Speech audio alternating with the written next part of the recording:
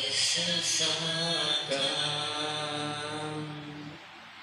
Yang ku harap hanya Kau Tuhan.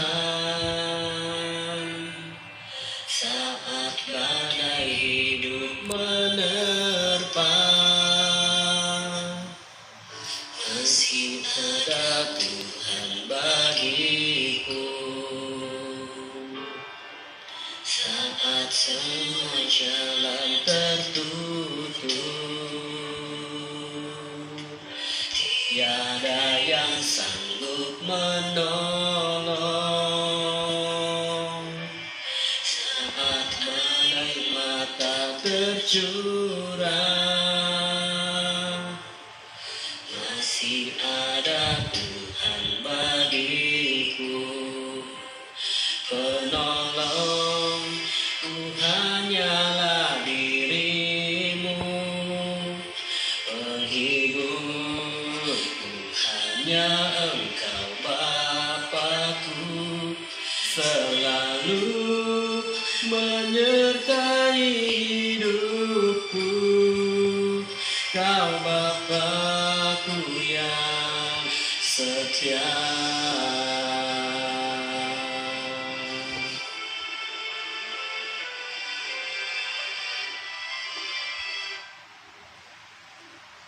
Selamat pagi, Bapak Ibu Saudara sekalian yang Tuhan kasihi.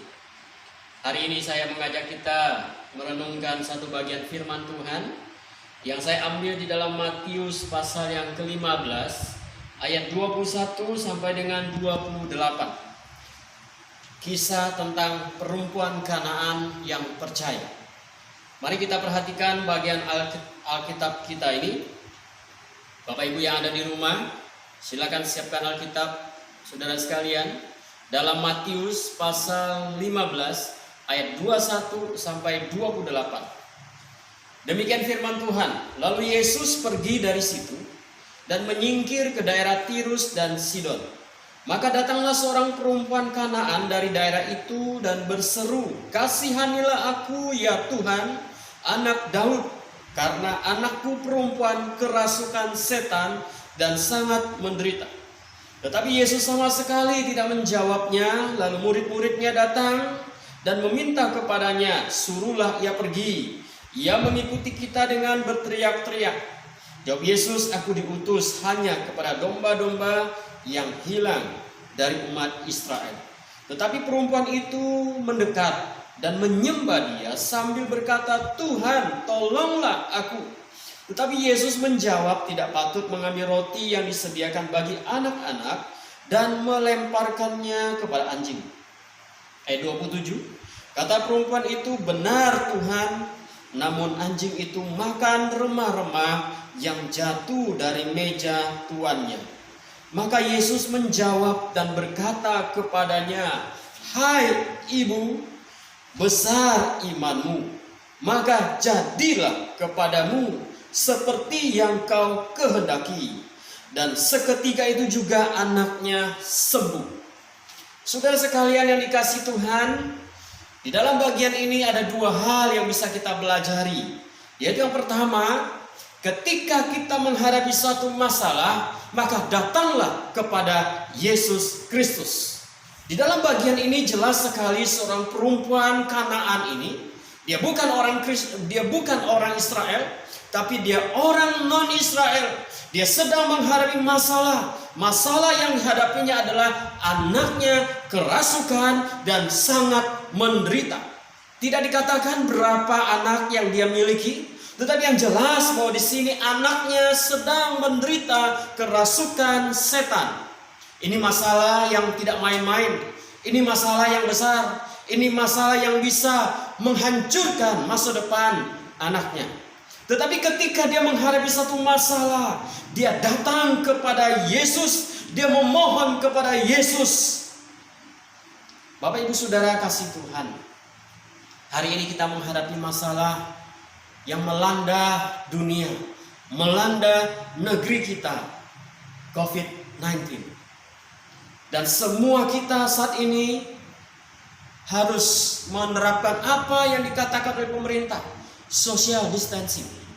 berada di rumah dan tidak perlu keluar rumah untuk hal-hal yang tidak penting. Dan hari-hari ini kita punya banyak kesempatan selama kita di rumah. Kita punya banyak kesempatan untuk berdoa kepada Tuhan. Kita banyak kesempatan untuk mempelajari firman Tuhan. Hari-hari ini Tuhan kasih kita kesempatan untuk dekat kepada Dia. Jika selama ini kita punya banyak kesibukan, kita punya banyak masalah dalam hidup kita, dalam bisnis kita, kesibukan-kesibukan yang lain, sehingga kita tidak punya waktu untuk Tuhan. Tapi hari ini kita punya banyak waktu untuk datang mencari Tuhan. Itu yang pertama yang dihadapi oleh perempuan ini. Ketika dia menghadapi masalah, dia datang kepada Tuhan. Dia berkata, Tuhan tolonglah aku. Dan yang kedua yang bisa kita pelajari adalah perempuan ini tetap beriman kepada Tuhan. Ketika permintaannya yang pertama tidak didengarkan oleh Tuhan, Tuhan diam, Tuhan tidak menjawab dia, tapi dia tidak putus asa, dia tidak kecewa, dia tidak marah-marah, tapi dia semakin dekat kepada Tuhan. Dia semakin mendekatkan diri kepada Tuhan.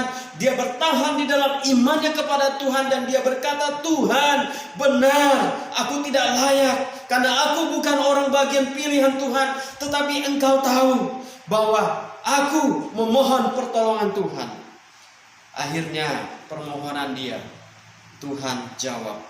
Dan seketika itu Alkitab berkata, Yesus berkata, hai ibu besar imanmu. Dan seketika itu juga anaknya sembuh. Bapak ibu saudara, dia datang kepada Tuhan.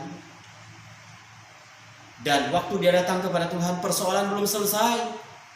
Tapi dia tetap bertahan di dalam imannya kepada Tuhan. Tuhan, tetap tolong aku. Dan akhirnya dia disembuhkan.